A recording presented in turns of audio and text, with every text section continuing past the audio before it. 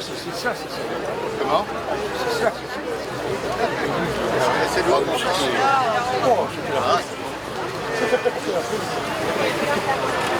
Bonjour Olivier. Bonjour. Alors dites-nous, pourquoi êtes-vous là et quels sont vos projets immédiats? Alors pourquoi je suis là? Parce que j'ai vu qu'il y avait du monde et donc je ne savais pas quoi faire aujourd'hui. Trêve de plaisanterie, hein. Je suis artisan et si je suis là en fait c'est parce qu'en fait on est dans le monde entier en fait impacté par le Covid, mais il y a d'autres choses que le Covid en fait. Le Covid c'est juste un révélateur de plus, mais il y en a déjà beaucoup depuis un moment. Les Gilets jaunes ont bien mis ça en exergue et ça n'a pas été traité malheureusement. Donc actuellement tout le monde voit le prix de l'essence, tout le monde voit le prix des legs, tout le monde voit tout en fait. Tout le monde voit la hausse des coûts de l'alimentation, les coûts des matières premières, etc., etc. Donc en fait c'est une réaction en chaîne, on n'en est qu'au début en fait, hein, contrairement à ce qu'on vous dit à la télé, on n'en est qu'au début. Donc en fait là les prix ne sont pas prêts de baisser du tout. Donc ayez ça en conscience les monsieur et madame tout le monde. Et voilà, donc en fait pourquoi on est là, c'est surtout parce qu'en fait on a apprécié et on respecte en fait ce qui est en cours au Canada en fait et en fait ils nous ont montré une solution, le chemin. Ça a été discuté en fait entre plein de gens et vu qu'ils sont en place depuis 10 jours et qu'ils obtiennent en fait du recul de l'État. Enfin, oui, c'est des plusieurs États canadiens, des multiples États canadiens. Ils obtiennent des reculs puisqu'il y en a plusieurs qui ont déjà retiré le pass.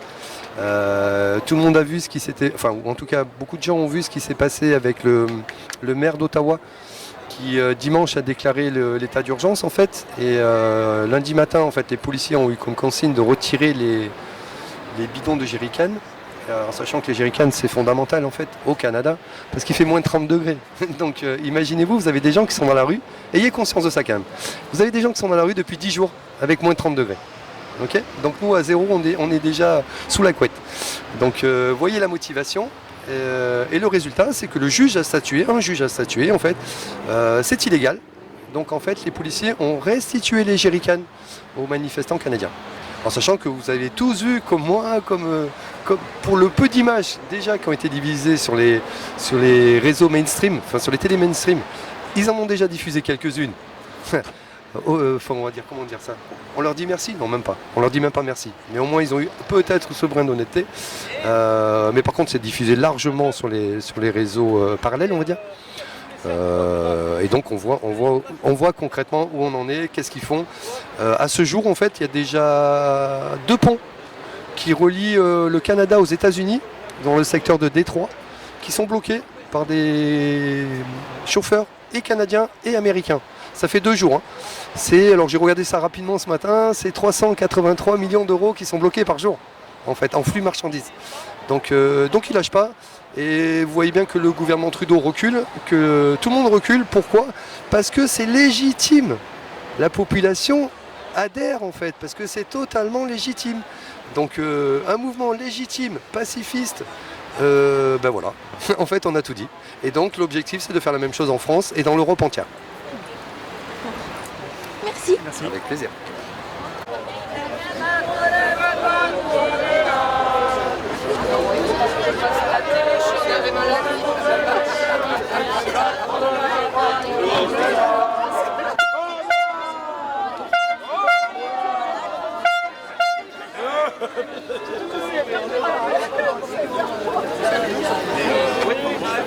Écoutez, nous arrivons du bassin pour rejoindre ce mouvement que nous espérons historique.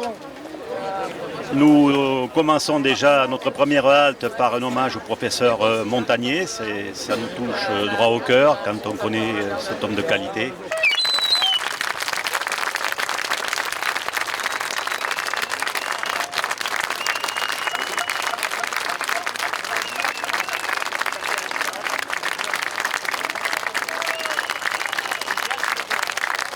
Et là, nous allons essayer de suivre ce convoi qu'il se veut absolument pacifique pour faire valoir le droit de tout citoyen, non seulement de notre beau pays, mais aussi du monde entier, au respect de sa dignité et de la liberté qui est intrinsèque, inhérente à chaque être humain. C'est le respect de la vie que nous nous devons les uns aux autres. Et à ce sens, nous rallions donc tous ces mouvements qui pour nous représentent vraiment la quintessence de ce que pourrait être l'avenir de nos enfants dans un peuple qui retrouverait enfin sa cohésion, son unité, pour tous construire un monde meilleur. Je vous remercie.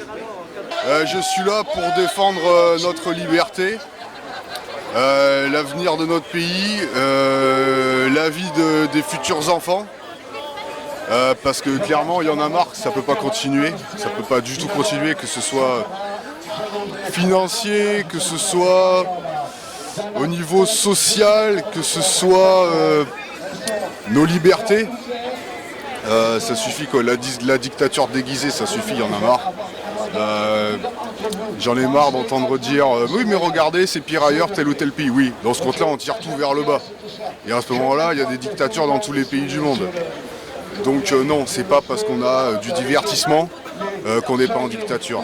Le divertissement et les loisirs aujourd'hui dans notre société ils sont faits pour oublier au quotidien aux gens qu'en fait on est en train de devenir des esclaves.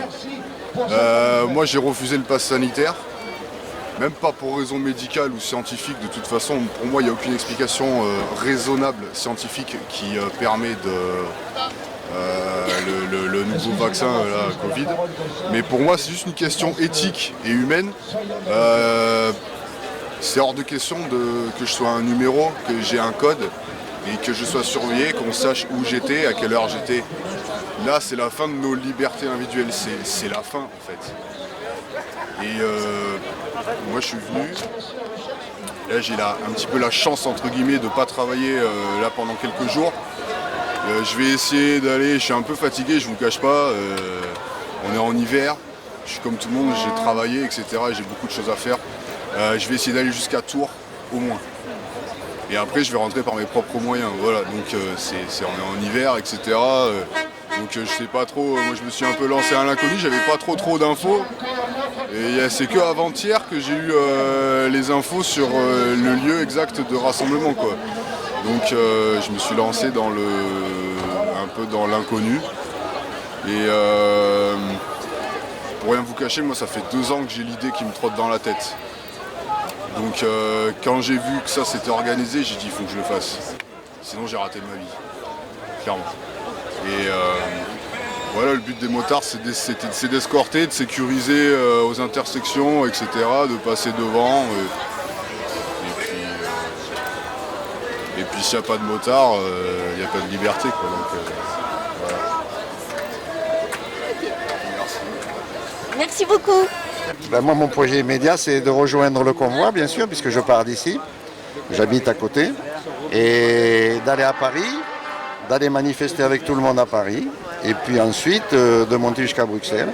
Et j'ai prévu d'y rester jusqu'au 22. Voilà, à me joindre, j'espère, à tous les Européens qui vont se retrouver là-bas. Voilà. Voilà mon projet immédiat et qui se prolonge jusqu'au 22. Voilà. Merci beaucoup Pierre. Pourquoi je suis là ? Je suis là pour soutenir le convoi de la liberté, parce que c'est une cause qui est noble, qui est juste, et qui fait que si on y participe, on envoie une énergie formidable de telle manière à défendre justement cette valeur fondamentale qui nous unit tous, la liberté en l'occurrence, et que ce convoi a une légitimité dans le sens où beaucoup de personnes, compte tenu des politiques sanitaires qui ont été prises ces derniers mois, a fait que beaucoup de personnes se sont retrouvées sur le carreau, ont perdu leur emploi, ont été suspendus, et c'est juste absolument inacceptable, c'est juste absolument inadmissible, et donc forcément il faut que le peuple descende, il faut que le peuple fasse entendre sa voix, c'est juste crucial et nécessaire, et moi je suis venu donner une force, accompagner une personne qui monte jusqu'à Paris, moi malheureusement je ne pourrais pas, mais en tout cas il me semblait noble d'être là, avec les Bordelais, les Girondins, qui vont monter sur Paris. Oui, ils devaient se rencontrer.